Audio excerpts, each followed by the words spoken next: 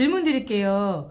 그 현직자들의 조언은 어디까지 믿어야 할까요? 자, 이거는 현직자가 몇 년 차냐 네. 이게 중요할 것 같아요. 그렇겠네요. 네. 그 다음에 그 현직자라는 것도 직접 내가 원하는 직무를 하고 있는 사람이 얘기하는 것과 이 직무 옆에서 본 사람이 얘기하는 것은 좀 많이 다를 것 같거든요. 경험 있나요 혹시? 사실은 제가 가장 말씀드리고 싶은 게 이 현직자를 직접 만나는 노력이 사실 필요한데 그 노력들이 잘 안 됐을 때 이제 이분들이 취업준비생들이나 뭐 경력 이직하는 사람들이 접하는 게 채용 평판 사이트 있잖아요. 뭐 블라인드나 캐치도 포함해서 뭐 링크드인도 있고 특히 블라인드 같은 데 들어가면 여러분들이 거기 나오는 여러 가지 뭐 연봉자라든 회사의 어떤 분위기 이런 것들에 대한 평판을 보시면 최고의 회사들 뭐 삼성전자, 현대모비스, 현대자동차 이런 SK 이런 회사들도 다 욕먹습니다. 그 안에서 다 욕먹어요. 왜 그럴까요?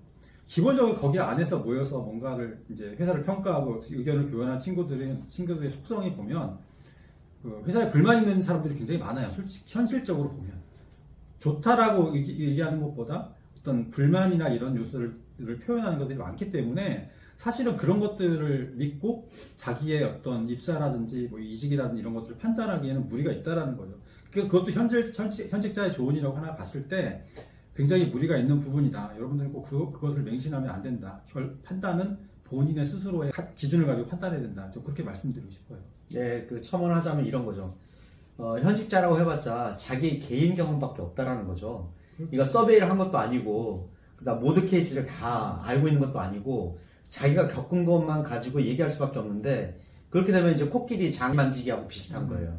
이렇게 되면은 입사할 때 시점, 그 다음에 근무할 때 상황, 그리고 개인의 학력이나 전공이나 상사, 그 다음에 옆에서 같이 일하는 사람들의 어떤 조합, 이런 게 다 다르단 말이에요. 그렇죠. 근데 이거를 일반적으로 놓고서 그래서 이 회사는 이래서 안 좋고 저래서 안 좋고 또 이게 좋고 이렇게 얘기하는 것 자체가 그냥 참고로는 할 수 있겠다. 하지만 이거를 가지고 전적으로 믿어서는 안 된다. 이게 제 좋은 말씀이시죠.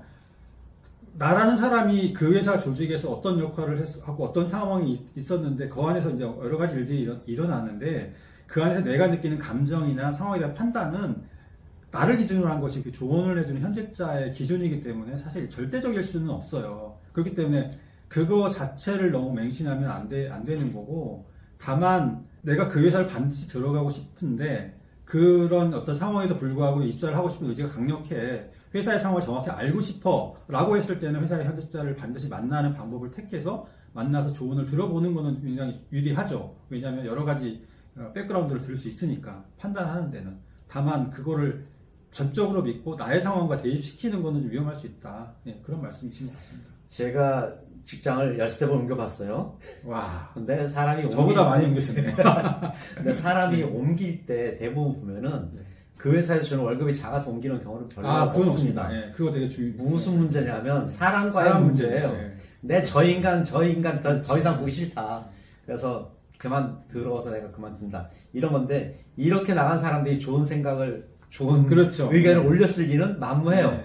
그러니까는 믿을 거는 없을 것 같고요. 아 이런 경우도 있겠구나 이 정도인데 대신 관심 가져야 될 게 이런 거예요. 객관적으로 봐야 될 게 업무 흐름이 어떻게 되는지, 그렇죠. 하루 일과가 어떻게 되는지, 시간은 어떻게 쓰이는지, 휴일은 근무를 하는지 안 하는지, 뭐 이런 그렇죠. 것들에 대한 객관적인 것들 이런 걸 통해서 조직 문화를 좀 보려고 해야 되고. 그 직무에 대한 것도 좀 눈치를 채야 되지 그렇죠. 않냐. 그래야 라는 겁니다. 본인하고 잘 맞는지도 판단을 하고 맞습니다. 내가 면접에서 어떻게 대응할지도 감을 얻는 것이지 그걸 가지고 전부 다 뭘 판단하려고 하면 안 되는 거죠. 네. 그래야 내가 이런 건 참을 수 있겠고 그렇죠. 네. 이런 건 못 참겠다. 네. 그럼 이제 아예 배제시킬 수도 있는 거고. 특히 요즘 젊은 세대들한테 꼭 필요한 접근 방법이기도 해요. 실질적으로 알아야 그렇죠. 네. 나중에 퇴사율도 줄이고 적응도도 높일 수 있고. 네. 특히 이제 이런 거 있어요. 뭐 영어 성적은 어느 정도까지면 된다. 네. 그 다음에 뭐 학점은 몇 점 정도면 된다.